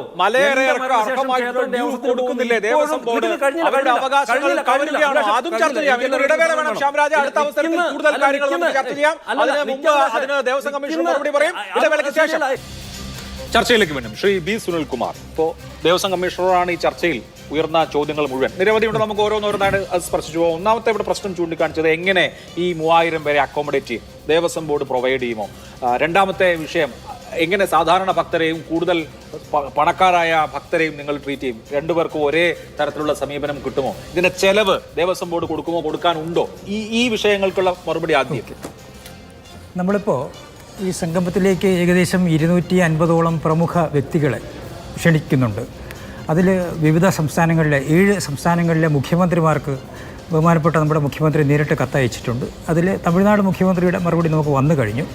മറ്റുള്ള സംസ്ഥാനങ്ങളിൽ നിന്നുള്ള മറുപടി നമ്മൾ പ്രതീക്ഷിക്കുന്നേ ഉള്ളൂ. അത് ഏകദേശം ചിലപ്പോൾ 10-ാം തീയതി കഴിഞ്ഞിട്ട് ഫൈനൽ റിപ്ലൈ നമുക്ക് വരുന്നുള്ളൂ. ഇന്നിപ്പോൾ ഡൽഹി ലഫ്റ്റനൻറ്റ് ഗവർണർ വരുന്നതായിട്ട് അദ്ദേഹം സ്ഥിരീകരിച്ചിട്ടുണ്ട്. അപ്പോൾ ഈ നമുക്ക് എല്ലാവർക്കും അറിയാം, നിലയ്ക്കലോ പമ്പയിലോ സന്നിധാനത്തോ ഇത്തരത്തിലുള്ള VVIPs വന്നാലോ അല്ലെങ്കിൽ ആവശ്യമായ അടിസ്ഥാന സൗകര്യങ്ങളോ താമസ സൗകര്യങ്ങളോ ഇല്ല. മാത്രമല്ല, നമുക്ക് അവർക്ക് പറ്റുന്നത് കോട്ടയം, അടൂർ, തിരുവല്ല, പത്തനംതിട്ട ഈ പരിസരങ്ങളിലായിരിക്കും നമുക്ക് ഹോട്ടൽ സൗകര്യങ്ങൾ നിലവിലുള്ളത്. അവിടുന്ന് എത്രയായാലും നമുക്ക് ഒരു 3 മണിക്കൂർ യാത്ര വരും അവിടെ എത്താനായിട്ടുള്ളത്. അപ്പോൾ അതുകൊണ്ടാണ് ഈ സ്ഥലങ്ങളിലുള്ള പ്രധാന ഹോട്ടലുകൾ നമ്മൾ ബുക്ക് ചെയ്തിട്ടുള്ളത്. അപ്പോൾ പിന്നീട് ഇതിൻ്റെ കാര്യം, ഫണ്ടിൻ്റെ കാര്യം. ഇത് പൂർണ്ണമായും സ്പോൺസർഷിപ്പിലൂടെ ശബരിമലയ്ക്ക് സ്ഥിരമായി കാര്യങ്ങൾ ചെയ്തു വരുന്ന സ്പോൺസർ 4-5 കോടി രൂപ വേണ്ടി വരും. അതാണ് നമ്മൾ കണക്കാക്കിയിട്ടുള്ളത്. മീഡിയ പ്ലാൻ പലതും ഹൈക്കോടതിയെ അറിയിക്കുക, സ്പോൺസർഷിപ്പ് വഴി ദേവസ്വം ബോർഡ് അങ്ങനെയാണ് നിലവിൽ. സർക്കാർ പണം മുടക്കുന്നില്ല. ഇല്ല, ക്ലാരിറ്റി വന്നില്ല. സർക്കാർ പണം മുടക്കുന്നില്ല, സർക്കാർ പണം ഉപയോഗിക്കുന്നില്ല. സ്പോൺസർഷിപ്പ് വഴി ദേവസ്വം ബോർഡാണ് പണം ബോർഡിന്റെ പണവും ഉപയോഗിക്കുന്നില്ല. സ്പോൺസർഷിപ്പിലൂടെ തുക കണ്ടെത്തുന്നതിനാണ് ഉദ്ദേശിക്കുന്നത്. അത് വിജയിക്കുമെന്നുള്ള കാര്യത്തിൽ ഉറപ്പുണ്ട്, പ്രതീക്ഷയുണ്ട്. ശബരിമലയ്ക്ക് വേണ്ടി സ്പോൺസർ ചെയ്യാൻ ആയിരക്കണക്കിന് ഭക്തരുണ്ട്. ബാക്കി ഇപ്പോൾ വെർച്വൽ ക്യൂവിൽ നിന്ന് സെലക്ട് ചെയ്യുന്ന സാധാരണ ഭക്തർ അവരുടെ അക്കോമഡേഷൻ എന്താണ്? അവർ സ്വയം അത്രേ ഉള്ളൂ. അത് സർക്കാർ അല്ലെങ്കിൽ ബോർഡ് കണ്ടെത്തുന്നില്ല. അവർ ഡെലിഗേറ്റ് ആയിട്ട് അവർക്ക് നിലവിലുള്ള സൗകര്യങ്ങൾ പ്രയോജനപ്പെടുത്താം, അത്രയേ ഉള്ളൂ. മറ്റൊരു പ്രധാനപ്പെട്ട ചോദ്യം, ഇവിടെ പല വിഷയങ്ങളും ഉന്നയിക്കപ്പെട്ടു. Malaria community അവഗണിക്കപ്പെടുകയാണ്. അവിടെ എല്ലാവരെയും ചരിത്രപരമായ പ്രാധാന്യമുള്ള ആളുകളെ അവരുടെ അവകാശങ്ങൾ നൽകാതെ മാറ്റി നിർത്തുകയാണെന്നൊരു ആക്ഷേപം കൂടി ഉന്നയിക്കപ്പെട്ടു. മലയേറിയ സമുദായത്തെയും ഈ സമ്മേളനത്തിലേക്ക് ക്ഷണിക്കുന്നുണ്ട്. അതിനുള്ള കത്തുകൾ പോയിട്ടുണ്ട്, ഇതിനോടകം തന്നെ ക്ഷണിച്ചിട്ടുണ്ട്. ബഹുമാനപ്പെട്ട ദേവസ്വം മന്ത്രിയുടെ ഒരു ചോദ്യം, കത്തുകൾ പോയിട്ടുണ്ടോ? കത്ത് തയ്യാറായിട്ടുണ്ട്. ചോദ്യമാണ്, പോയിട്ടുണ്ടോ? കത്ത് തയ്യാറായിട്ടുണ്ട് എന്നാണ് അദ്ദേഹത്തിന്റെ ഉത്തരം. കത്ത് തയ്യാറായിട്ടുണ്ട്. പോയിട്ടില്ലല്ലോ. ഇല്ല, അത് ഡെലിവറി ചെയ്യുന്നതേ ഉള്ളൂ. പോയിട്ടില്ലല്ലോ. കത്തുകൾ പോകുന്നതേ ഉള്ളൂ. കത്ത് തയ്യാറായിട്ടുണ്ട്. അല്ല, നമുക്ക് ആ പ്രശ്നം പരിഹരിക്കപ്പെടുക. മനസ്സിലായില്ല, ആദ്യം പറഞ്ഞത് പോയി, ഇപ്പൊ പറയുന്നത് പോകുന്നില്ല. കത്ത് തയ്യാറായി, അത് ഡെലിവറി ചെയ്യുന്നതേ ഉള്ളൂ. ഡേറ്റ് തീരുമാനിച്ചാലേ ഉള്ളൂ. 20-ാം തീയതിയാണ്. ഇന്നിപ്പോ ഇന്ന് 2-ാം തീയതി ആയിട്ടുള്ളൂ. 20-ാം തീയതിയാണ്. ഇനി 18 ദിവസം സമയമുണ്ട്. അല്ല, അവിടെ ആ പ്രശ്നം പരിഹരിക്കപ്പെടുക എന്നുള്ളതാണല്ലോ നേരത്തെ മുതലേ ഉന്നയിക്കപ്പെടുന്ന ഒരു വിഷയമാണ്. അവർ ആചാരപരമായി ചെയ്തുകൊണ്ടിരിക്കുന്ന കാര്യങ്ങൾ ഇപ്പോൾ അവർക്ക് ആചാരപരമായി ചെയ്യാൻ കഴിയുന്നില്ല തുടങ്ങിയ കാര്യങ്ങൾ. അപ്പോൾ ഈ വിഷയങ്ങളിലൊക്കെ ഇതിപ്പോ ഇങ്ങനെ, ഞാൻ മറ്റൊരു പ്രധാനപ്പെട്ട ചോദ്യം ഇവിടെ എങ്ങനെ ഞാൻ അതിന്റെ രാഷ്ട്രീയമായ വശങ്ങളൊന്നും ചോദിക്കുന്നില്ല. ഞാൻ ചൂണ്ടിക്കാണിച്ച ഒരു കാര്യം, അഡ്മിനിസ്ട്രേറ്റീവായി ബോർഡിനും സർക്കാരിനും ചെയ്യാൻ കഴിയുന്ന കാര്യങ്ങൾ എന്തൊക്കെ എന്ന് മനസ്സിലാക്കുക എന്നുള്ളതാണ് ഇതിന്റെ ഉദ്ദേശം എന്നാണ്. ശരിയാണോ? അതെ, അതാണ് ഉദ്ദേശം. അവർക്ക് വേണ്ട ഉത്തരം ഒന്ന് കേട്ട ശേഷം നിലവിലുള്ള സൗകര്യങ്ങൾ, നിലവിലുള്ള സൗകര്യങ്ങൾ നമുക്ക് അവിടെ അവർക്ക് കാണാം. എന്താണ് കൂടുതൽ വേണ്ടത്? ഇപ്പൊ ശബരിമല വിമാനത്താവളം വരുന്നു, ശബരി റെയിൽപാത വരുന്നു. അപ്പോൾ ഇതൊരു ആഗോള തീർത്ഥാടന കേന്ദ്രം എന്നുള്ള നിലയിലേക്ക് പോവുകയാണ്. ഇപ്പോൾ പുട്ടപ്പർത്തി അതുപോലെയുള്ള ഒരു ലെവലിലേക്ക് എത്തുമ്പോൾ ഇനിയിപ്പോൾ കൂടുതൽ ഭക്തർ വരുമ്പോൾ അവർക്ക് എന്തൊക്കെ സൗകര്യങ്ങൾ വേണം, നിലയ്ക്കൽ അടിസ്ഥാന സൗകര്യ വികസനം, ഇത്തരം കാര്യങ്ങളിലേക്കുള്ള അഭിപ്രായ സ്വരൂപീകരണം മാത്രമാണ് അതുകൊണ്ട് ഉദ്ദേശിക്കുന്നത്. അഭിപ്രായ സ്വരൂപണമാണ് അതുകൊണ്ട് ഉദ്ദേശിക്കുന്നത്. ചോദ്യം ചുരുക്കി ചോദിക്കണേ, പ്രസംഗമാവരുത്. ഞാൻ വേറെ അഡീഷണൽ ആയിട്ട് ഇച്ഛാശക്തി ബോധ്യപ്പെടുന്ന 2 കാര്യങ്ങൾ ചൂണ്ടിക്കാണിച്ചു. അല്ലല്ല, 2 കാര്യങ്ങൾ. പിന്നെ ഞാൻ ഗവൺമെന്റിന്റെ ഇച്ഛാശക്തി, അയ്യപ്പ ഭക്തന്മാരോടുള്ള സ്നേഹം, ശബരിമലയോടുള്ള പ്രത്യേക പരിഗണന, ആ 2 കാര്യങ്ങളിൽ സാനിറ്റേഷനുമായി ബന്ധപ്പെട്ടൊരു ചോദ്യം ഞാൻ ചോദിച്ചു. കഴിഞ്ഞ സെപ്റ്റംബർ 3-ന് 2024 സെപ്റ്റംബർ 3-ന് കേരള ഹൈക്കോടതിയുടെ ഉത്തരവ് പ്രകാരം കിട്ടേണ്ട പണം ഇതുവരെ കൊടുക്കാത്ത ഈ ഗവൺമെന്റ് വീഴ്ച ചൂണ്ടിക്കാണിച്ചു. ഈ കേരളത്തിലെ 1200-ലധികം വരുന്ന അമ്പലങ്ങളിലെ കാണിക്ക പൊട്ടിച്ച് ജീവനക്കാർക്ക് ഓണം അഡ്വാൻസ് കൊടുക്കാൻ ബുദ്ധിമുട്ടുന്ന ഒരു ദേവസ്വം ബോർഡാണ് ഈ കാര്യങ്ങൾ ചെയ്യുന്നതെന്ന് പറഞ്ഞു. ഇവിടെ അദ്ദേഹം പറയാൻ ശ്രമിച്ചത് സ്പോൺസർഷിപ്പിലൂടെ പണം കണ്ടെത്തുന്ന കാര്യമാണ്. കേരളീയത്തിൽ സ്പോൺസർഷിപ്പ് നമ്മൾ കണ്ടു. കേരളീയം തിരുവനന്തപുരത്ത് നടത്തിയപ്പോൾ എങ്ങനെയാണ് സ്പോൺസർഷിപ്പ് വന്നത്, എത്ര രൂപയുടെ ദൂർത്താണ് നടന്നത്, എങ്ങനെയൊക്കെയാണ് സംഭവിച്ചത് എന്ന് വളരെ കൃത്യമായി അഭിലാഷൻ അറിയാമല്ലോ. അപ്പോൾ അതുകൊണ്ട് സ്പോൺസർഷിപ്പ് എന്നൊക്കെ പറയുന്നത് ശുദ്ധ തട്ടിപ്പാണ്. ഉള്ള കാര്യം അത് കേരളീയത്തിൽ കേരള ഗവൺമെന്റ് കാണിച്ച് ബോധ്യപ്പെടുത്തിയ കാര്യമാണ്. അദ്ദേഹം ഈ പറയുന്ന അടിസ്ഥാന സൗകര്യവുമായി ബന്ധപ്പെട്ട് ഇനി മറ്റൊന്ന് ഒരു സെക്കൻഡ്, നിലയ്ക്കലും എരുമേലിയിലും നടക്കേണ്ട വികസന പ്രവർത്തനങ്ങൾക്ക് കിഫ്ബിയുടെ വർക്ക് കിഫ്ബി എന്ന് പറഞ്ഞ് ശബരിമല വികസനവുമായി ബന്ധപ്പെട്ട് നിലയ്ക്കലും എരുമേലിയും ഇവർ പറയുന്നുണ്ടല്ലോ. ആ വർക്ക് എന്ത് ചെയ്തു? എരുമേലിയിലെ തല്ലി തകർത്താൽ അത് എന്ത് ചെയ്തു? കമ്മീഷൻ പറയട്ടെ. കമ്മീഷൻ പറയട്ടെ. അതൊരു ഗവൺമെന്റിന്റെ പ്രതിബദ്ധതയാണ് നമ്മൾ ചോദ്യം ചെയ്യുന്നത്. ഞാൻ ഈ ചർച്ചയിൽ പങ്കെടുത്ത് ദേവസ്വം ബോർഡ് കമ്മീഷനെ വിമർശിക്കുകയല്ല ചെയ്തത്, ദേവസ്വം ബോർഡ് പ്രസിഡന്റിനെ വിമർശിക്കുകയല്ല ചെയ്തത്, ദേവസ്വം ബോർഡ് മെമ്പർമാരെ വിമർശിക്കുകയല്ല ചെയ്തത്. കേരള ഗവൺമെന്റിന്റെ ശബരിമലയോടുള്ള നിഷേധാത്മക സമീപനത്തെ, ചെയ്യേണ്ട കാര്യങ്ങൾ ചെയ്യേണ്ടാത്ത കാര്യങ്ങൾ വന്നിട്ടുള്ളത് ചൂണ്ടിക്കാണിക്കുകയാണ് ചെയ്തത്. അത് കിഫ്ബിയുടെ കാര്യത്തിൽ എരുമേലിയും നിലയ്ക്കലും അടക്കമുള്ള കാര്യങ്ങൾ, ഈ പറയുന്ന 130 കോടി കൊടുക്കേണ്ട കാര്യങ്ങൾ, സാനിറ്റേഷൻ കാര്യങ്ങൾ ഒരു ഘട്ടത്തിലും ശബരിമലയ്ക്ക് ഗുണപരമായ ഇപ്പോൾ ചെയ്യുന്നത് തെരഞ്ഞെടുപ്പുമായി ബന്ധപ്പെട്ട് നടത്തുന്ന രാഷ്ട്രീയ ഉത്തരം പറയാൻ അദ്ദേഹത്തിന് സമയം കൊടുത്താലേ ഉത്തരം കിട്ടും. പറയൂ ശ്രീ സുനിൽകുമാർ. നിലവിൽ എരുമേലിയിലും ശബരിമലയിലും നിലയ്ക്കലും കിഫ്ബി മുഖേന അടിസ്ഥാന സൗകര്യ വികസനങ്ങൾ ധാരാളം നടന്നു വരുന്നുണ്ട്. ഭക്തർക്ക് വിരിവയ്ക്കുന്നതിനുള്ള ഏകദേശം 3ഓളം കെട്ടിടങ്ങളുടെ പണി പൂർത്തിയായി. അത് ഉടൻ തന്നെ ഈ സീസൺ വരുന്ന മണ്ഡലകാലത്ത് തന്നെ തുറന്നു കൊടുക്കുന്നതിനുള്ള നടപടിക്രമങ്ങൾ പുരോഗതിയിലാണ്. എരുമേലിയിലെ നിർമ്മാണ പ്രവർത്തനങ്ങൾ പുരോഗമിക്കുന്നു ശാസ്താക്ഷേത്രത്തോടനുബന്ധിച്ച്. ഓക്കെ, എന്താ ശ്യാമിന്റെ ചോദ്യം എന്താ? അഭിലാഷ്, ഒറ്റ ചോദ്യം അദ്ദേഹത്തോട്. ഈ മലയറിയ കമ്മ്യൂണിറ്റി അവർ നിരവധി തവണ കമ്മീഷണറെയും മന്ത്രിയെ കണ്ടിട്ടുണ്ട്. എന്റെ ചോദ്യം എല്ലാവർക്കും ഞാൻ ഇത് ആരെ ഇടയ്ക്ക് ഇതെനിക്ക് കേൾക്കാൻ പറ്റുന്നില്ല അഭിലാഷേ. എന്റെ ചോദ്യം അല്ലല്ല, എന്റെ ചോദ്യം ഇതാണ്. ഈ ദേവസ്വം ഈ അയ്യപ്പ സംഗമത്തിൽ പങ്കെടുക്കുക എന്നുള്ളതല്ല, ഈ അയ്യപ്പ സംഗമത്തിൽ പങ്കെടുക്കുക എന്നുള്ളതല്ല പ്രശ്നം. ഒന്ന്, പരമ്പരാഗതമായിട്ട് 1949 വരെ മലയറിയ സമുദായവും ചെയ്തുകൊണ്ടിരുന്ന മകരവിളക്ക് കത്തിക്കാൻ വേണ്ടിയിട്ടുള്ള അവകാശം പുനഃസ്ഥാപിച്ചു കൊടുക്കുമെന്നുള്ളതാണ് എന്റെ ചോദ്യം. ശരി, ഇപ്പോ മകരവിളക്ക് പുനഃസ്ഥാപിച്ചു കൊടുക്കുമെന്നുള്ള ചോദ്യം. ദേവസ്വം ബോർഡിൽ അവരുടെ പ്രതിനിധി ഉൾപ്പെടുത്തുമെന്നുള്ളതാണ് ചോദ്യം. അതിന്റെ കത്തുകൾ അവർ നിരന്തരം ഇവർക്ക് കൊടുത്തുകൊണ്ടിരിക്കുന്നതാണ്. അതിന് ഉത്തരം വേണം. ശരി, അല്ല, അതിന് ഉത്തരം പറയും. ഒരു സെക്കൻഡ്. ഇപ്പൊ നോക്കൂ, ഇപ്പൊ വൈദ്യുതി ബോർഡ് ഉദ്യോഗസ്ഥരാണ് മകരവിളക്ക് കത്തിക്കുന്നത്. എന്തുകൊണ്ടാണ് പരമ്പരാഗതമായി അത് ചെയ്തുകൊണ്ടിരുന്ന മലയറിയ കമ്മ്യൂണിറ്റി അതിന് അനുവദിക്കാത്തത്? അതൊരു അവരുടെ ആചാരം എന്നുള്ള നിലയിൽ അവർ ചെയ്തു വരുന്നതല്ലേ എന്നുള്ളതാണ് BJP ഉന്നയിച്ച ചോദ്യം. അതെല്ലാം നയപരമായി തീരുമാനിക്കേണ്ട കാര്യങ്ങളാണ്. ബോർഡ് കൂടി ഉചിതമായ തീരുമാനമെടുക്കും. ശരി, ഓക്കെ, ശരി. ശ്രീ KT കുഞ്ഞിക്കണ്ണൻ, ഇതിപ്പോ നോക്കൂ, ഇത് തെരഞ്ഞെടുപ്പ് വർഷം വരാനിരിക്കുകയാണ്. നിയമസഭാ തെരഞ്ഞെടുപ്പിന് ഇനി 10 മാസമേ ബാക്കിയുള്ളൂ. കഴിഞ്ഞ നിയമസഭാ തെരഞ്ഞെടുപ്പിലും കഴിഞ്ഞ ലോക്സഭാ തെരഞ്ഞെടുപ്പിലും ഒക്കെ മുഖ്യ ചർച്ചാ വിഷയം തന്നെ ഈ അയ്യപ്പനുമായി ബന്ധപ്പെട്ട, ശബരിമലയുമായി ബന്ധപ്പെട്ട വിഷയങ്ങളായിരുന്നു. അപ്പോൾ 5 വർഷം കഴിഞ്ഞ് സർക്കാരിന്റെ മുൻകൈയിൽ മുഖ്യമന്ത്രി മുഖ്യ രക്ഷാധികാരിയായി ഒരു അയ്യപ്പ സംഗമം, ആഗോള അയ്യപ്പ സംഗമം നടക്കുമ്പോൾ അതിന്റെ അജണ്ടകൾക്ക് അപ്പുറത്ത് ചർച്ച ചെയ്യപ്പെടുമെന്നുള്ള കാര്യത്തിൽ സർക്കാരിനോ CPM-നോ അവ്യക്തതയൊന്നുമില്ലല്ലോ.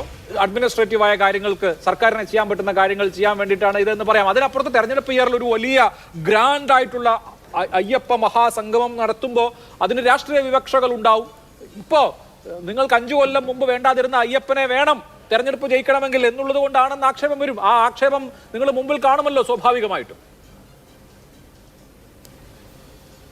അല്ല അഭിലാഷേ, CPM-ഉം കേരളത്തിലെ മതനിരപേക്ഷ ജനാധിപത്യവാദികളും അയ്യപ്പനും ശബരിമല ക്ഷേത്രവും ഒക്കെ കേരളത്തിൻ്റെ മതേതരത്വത്തിൻ്റെ വളരെ പുരാതനവും മിത്തിക്കലുമായ പ്രതീകമായിട്ടാണ് കണ്ടത്. അവിടെ ബാബറുണ്ട്, അയ്യപ്പനുമുണ്ട്. വിവാദങ്ങൾ ഉണ്ടാക്കി എല്ലാ കാലത്തും ശബരിമലയെ സംഘർഷഭരിതമാക്കാൻ ശ്രമിച്ചവരാണ് ഈ രാജ്യത്തെ ഹിന്ദുത്വ ശക്തികൾ. കേരളത്തിലെ RSSകാർ, ഹിന്ദു ഐക്യവേദിക്കാർ, നമുക്കെല്ലാവർക്കും അറിയാം. പക്ഷെ നിർഭാഗ്യവശാൽ നമ്മുടെ കോൺഗ്രസ്സുകാർ സുപ്രീം കോടതി വിധി വന്നപ്പോൾ ഈ BJP-ക്കാരോട് ചേർന്നുകൊണ്ട് എന്താണ് സുവർണാവസരമാക്കാൻ നോക്കിയാണ്. ആ സുവർണാവസരക്കാരെയൊന്നും കേരളത്തിലെ അയ്യപ്പ ഭക്തന്മാർ, വിശ്വാസികൾ ഒരർത്ഥത്തിലും എന്താണ് പരിഗണിക്കാൻ പോകുന്നില്ല. അവർക്കറിയാം ശബരിമലയിൽ ഇന്നുണ്ടായ മാറ്റങ്ങൾ അത് സാമൂഹ്യ നീതിയുടെ തത്വങ്ങളനുസരിച്ച് തന്നെയാണ് ഇടതുപക്ഷ ജനാധിപത്യ മുന്നണി ചെയ്തിട്ടുള്ളത്. നമുക്കറിയാം, ഇവിടെ ദേവസ്വം കമ്മീഷണർ നിങ്ങൾ അദ്ദേഹത്തെ വിചാരണ ചെയ്യുകയാണ് ഇത്രയും നേരം ചെയ്ത്. എന്താണിത്? അനിൽ ബോസിനെ ചോദ്യം ചോദിക്കാനുള്ള വേദിയാണോ ഈ ഈ കാര്യങ്ങൾ? എനിക്ക് ചോദ്യം ചോദിക്കാനുള്ള വേദിയാണ്. കേരളത്തിലെ പൊതുസമൂഹം അറിയണ്ടേ? എന്നെ സംസാരിക്കാൻ കുഞ്ഞിക്കണ്ണനാണോ ദേവസ്വം ബോർഡിന്റെ കാര്യം പറയാനുള്ള ഈ ചർച്ചയുടെ ദേവസ്വം ബോർഡിന്റെ കാര്യങ്ങൾ പറയാനുള്ള കുത്തകപ്പാട്ടം ദേവസ്വം കമ്മീഷൻ കിട്ടിയാൽ, ഒരു ചർച്ചയിൽ കിട്ടിയാൽ ഞങ്ങൾ ദേവസ്വം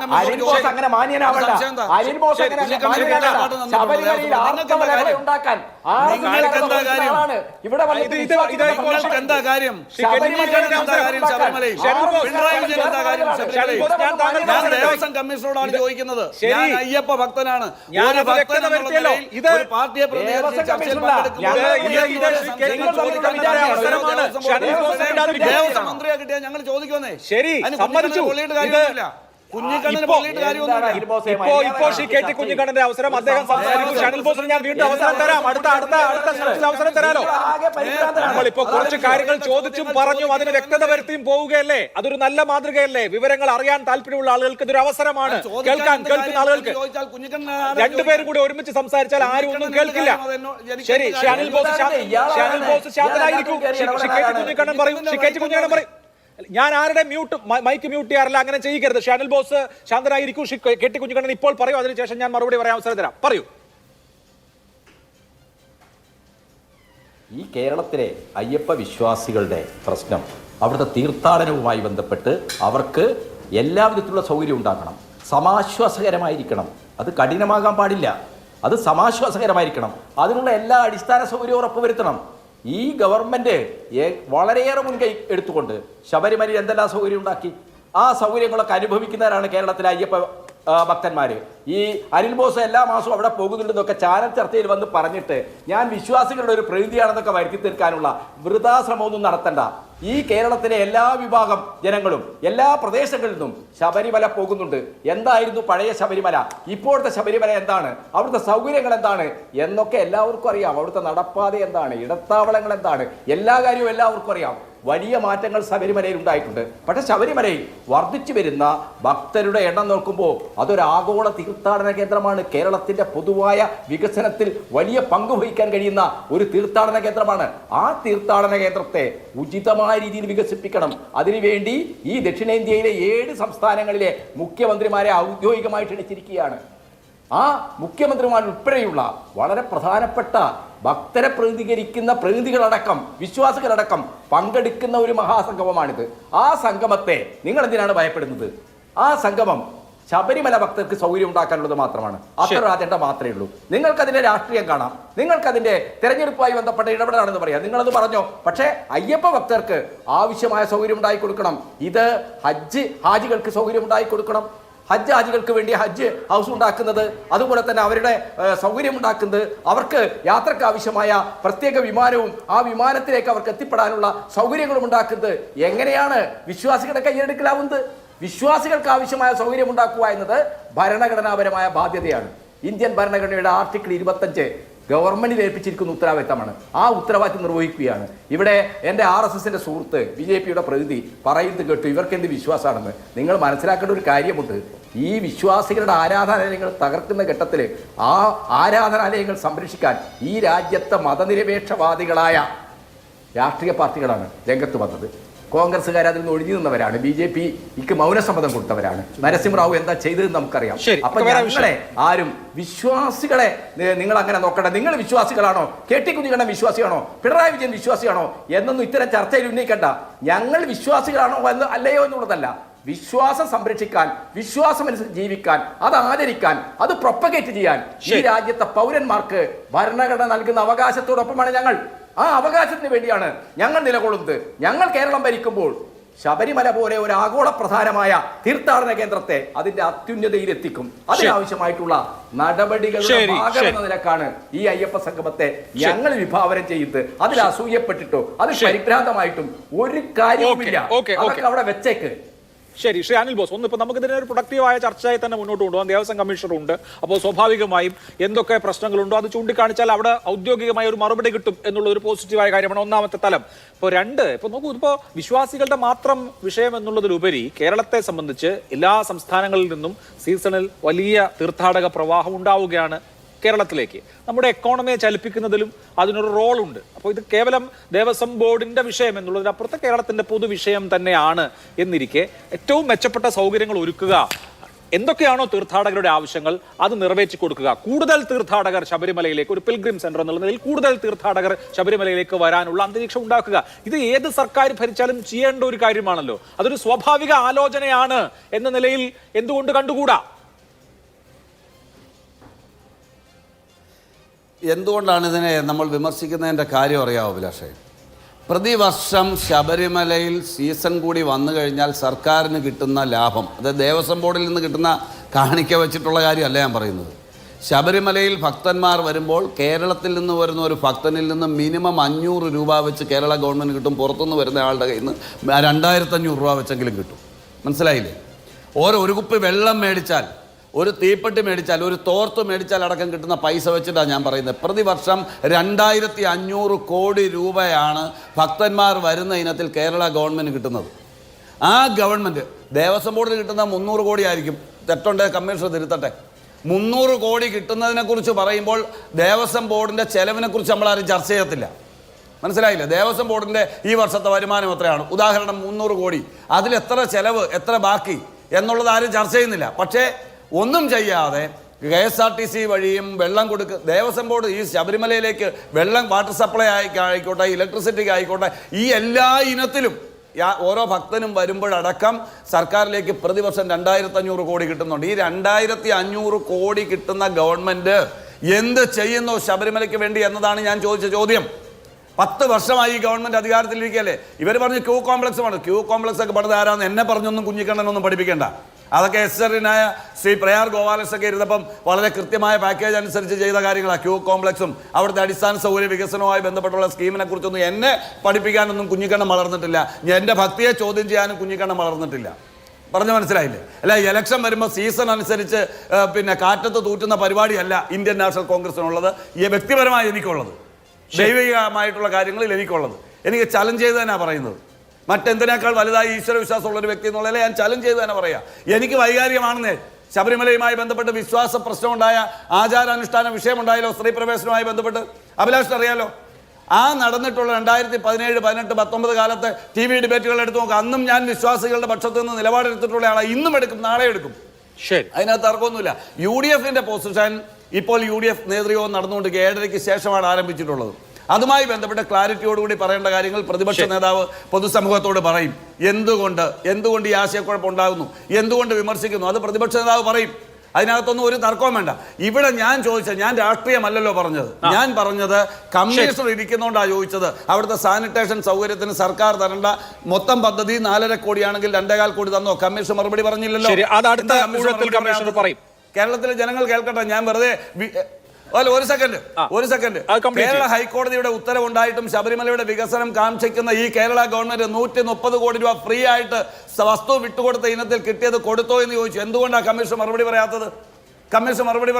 പിന്നെ ഇവിടെ പറഞ്ഞു മതനിരപേക്ഷതയെക്കുറിച്ചും മതേതരത്വത്തെക്കുറിച്ചും പറഞ്ഞു. മതേതരത്വമൊക്കെ പ്രസംഗിക്കുന്ന കാര്യമാണ്. മതനിരപേക്ഷത കൊള്ളാവുന്ന ആശയമാണ്. അതിനൊന്നും എനിക്ക് വിയോജിപ്പുള്ള ആളല്ല.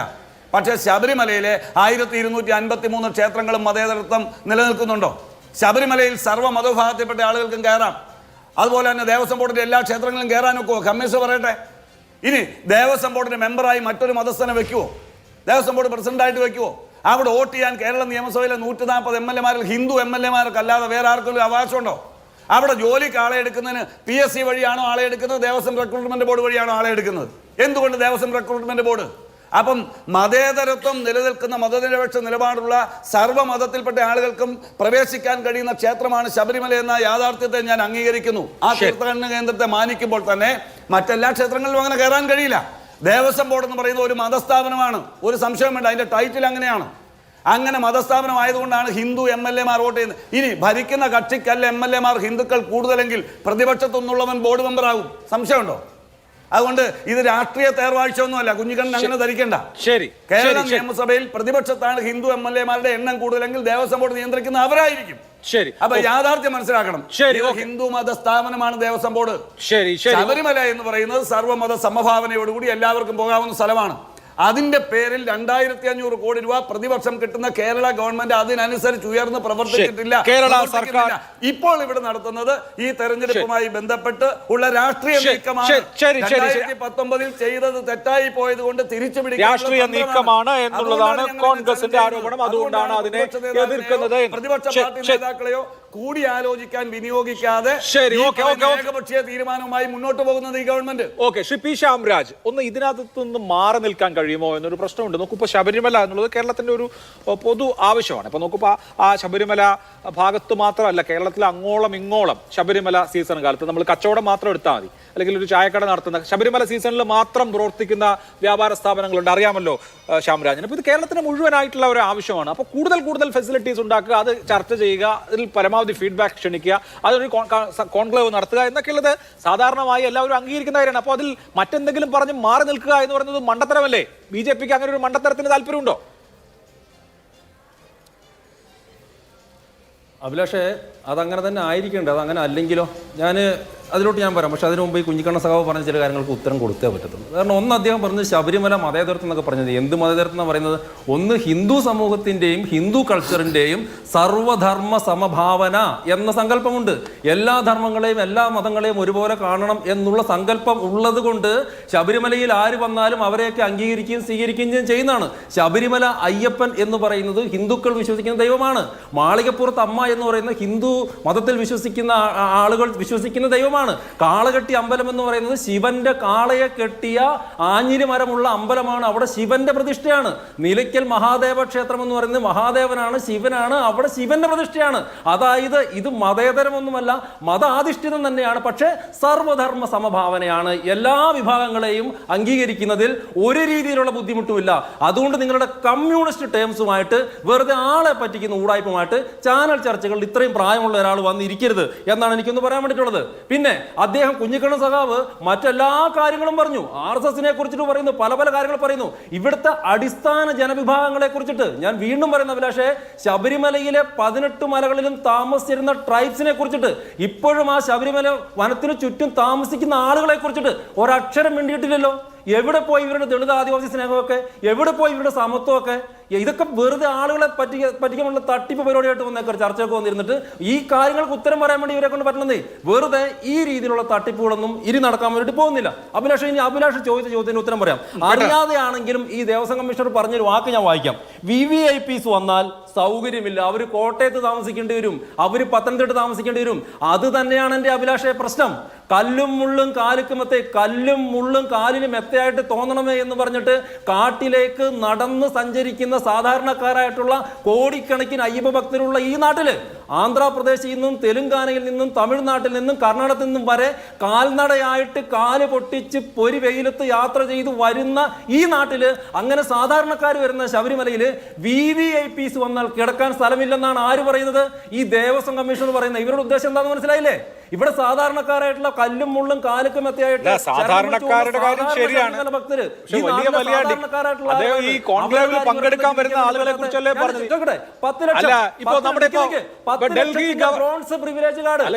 ഡൽഹി ലഫ്റ്റനന്റ് ഗവർണർ വരുന്ന കാര്യം കൺഫേം ചെയ്തല്ലോ. നമുക്ക് അദ്ദേഹത്തെ നിലയ്ക്കൽ ഒരു ലോഡ്ജിൽ താമസിപ്പിക്കാൻ പറ്റുമോ? സ്റ്റാർ ഹോട്ടലിൽ താമസിപ്പിക്കണ്ടേ? ഞാൻ ചോദിക്കട്ടെ, ഈ പരിപാടിക്ക് വരുന്ന കുറിച്ചാണ് പറഞ്ഞത്. 3 കോടി നോക്കൂ. അതാണ് എന്റെ അഭിലാഷേ. വെറുതെ ബഹളമുണ്ടാക്കല്ലേ. കേന്ദ്രമന്ത്രി വരികയാണ്. കേന്ദ്രമന്ത്രി ശബരിമലയിൽ ഈ പ്രിവിലേജ് കാർഡ് എന്തിനാ അഭിലാഷ്? പ്രിവിലേജ് ശബരിമല കയറുമ്പോ പ്രിവിലേജ് വേണ്ടെന്ന് വെക്കാം. പക്ഷെ എന്താണോ അതിന് സിസ്റ്റം അതുപോലെ കയറണം.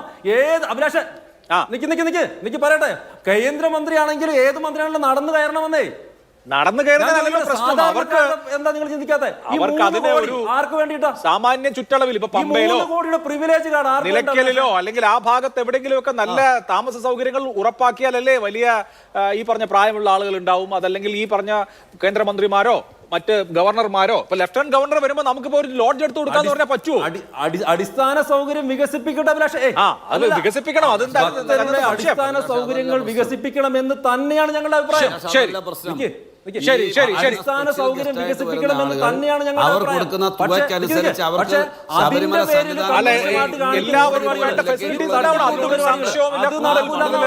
കേരളം വികസിക്കണം, ഇവിടത്തേക്കുള്ള തീർത്ഥാടകരുടെ വരവ് കൂടണം. അതൊക്കെ പ്രധാനപ്പെട്ട കാര്യങ്ങളാണ്. എനിക്കൊരു ഇടവേള അത്യാവശ്യമാണ്. ഇടവേളയ്ക്ക് ശേഷം ചർച്ചയിലേക്ക് വേണം. ശ്രീ ബി സുനിൽകുമാർ, ഇവിടെ ഉന്നയിക്കപ്പെട്ട വിഷയങ്ങൾ, ഇപ്പോൾ ഒരു ശുചീകരണ പദ്ധതിയെക്കുറിച്ച് പറഞ്ഞു, അതെന്തായി എന്ന് ചോദിച്ചു. അതുപോലെ തന്നെ 130 കോടി, ആ കോടിയുടെ വിശദാംശങ്ങൾ ചോദിച്ചു. ഇതിനൊക്കെയുള്ള മറുപടി എന്താണ്? നിലവിൽ പമ്പയിലും നിലയ്ക്കലും സന്നിധാനത്തും ആവശ്യമായ സാനിറ്റേഷൻ സൗകര്യങ്ങൾ നിലവിലുണ്ട്. അപ്പോൾ അതിൻ്റെ നവീകരണം സംബന്ധിച്ചാണ് അതിൻ്റെ കൂടുതൽ വിശദാംശങ്ങൾ ഞാൻ കളക്ട് ചെയ്യുന്നതേ ഉള്ളൂ. എന്താണെന്നുള്ളത് എനിക്ക് അതിൻ്റെ വ്യക്തത വന്നിട്ടില്ല. എന്തായാലും നിലവിലുള്ള ടോയ്ലറ്റ് കോംപ്ലക്സുകളും എല്ലാം കാലാകാലങ്ങളിൽ ബോർഡിൽ കൃത്യമായി പരിപാലിച്ചു വരുന്നുണ്ട്. ഈ ഇൻഫ്രാസ്ട്രക്ചറുമായി ബന്ധപ്പെട്ട് ഇനിയും നിരവധി പരാതികളോ പ്രശ്നങ്ങൾ പരിഹരിക്കാനോ ഉള്ള സംഗതികൾ ഉണ്ടാവും. ശബരിമല മാസ്റ്റർ പ്ലാൻ ഒരു പ്രധാനപ്പെട്ട ചുവടുവയ്പ്പാണ്. പക്ഷേ നമുക്ക് എത്രമാത്രം ഫണ്ട്, നേരത്തെ ഇവിടെ ശബരിമലയിൽ നിന്ന് വരുന്ന വരുമാനം, ഞാൻ പറഞ്ഞത് കാണിക്ക വരുമാനമല്ല, അല്ലാതെ നമ്മുടെ എക്കോണമിയിലേക്ക് സ്വാഭാവികമായി വന്നു ചേരുന്ന വരുമാനമുണ്ടല്ലോ, അതിനനുസരിച്ചുള്ള തിരിച്ച് അങ്ങോട്ട് ഇൻഫ്രാസ്ട്രക്ചർ പ്രൊവൈഡ് ചെയ്യുന്ന കാര്യത്തിൽ സർക്കാർ അത്രമാത്രം സപ്പോർട്ടീവ് ആണോ? ആണ്. അതുകൊണ്ടാണല്ലോ കിഫ്ബി മുഖേനയുള്ള വികസന പ്രവർത്തനങ്ങൾ സർക്കാർ ചെയ്യുന്നുണ്ട്. ബോർഡിൻ്റേതായ പ്രവർത്തനങ്ങൾ ചെയ്യുന്നുണ്ട്. കൂടുതൽ സൗകര്യങ്ങൾ എന്തൊക്കെ വേണം എന്നുള്ള കാര്യം നമുക്കിപ്പോൾ മണ്ഡലകാലത്ത് 67 ദിവസത്തെ മണ്ഡലകാലത്തും പിന്നെ മാസപൂജയ്ക്ക് 5 ദിവസം തുറന്നിരിക്കുന്ന സമയത്ത് മാത്രമാണ് തീർത്ഥാടകർ കൂടുതലായി ശബരിമലയിൽ എത്തുന്നത്. അപ്പോൾ അവർക്ക് സ്ഥിരമായി ഒരു താമസ സൗകര്യം ഇല്ല എന്നുള്ളത് നിലയ്ക്കൽ നമ്മുടെ ദേവസ്വം ബോർഡിൻ്റെ ഭൂമിയിലോ ഒന്നും ഒരു ഹോട്ടലോ മറ്റ് സംവിധാനങ്ങളോ സ്ഥിരമായ സംവിധാനങ്ങളില്ല.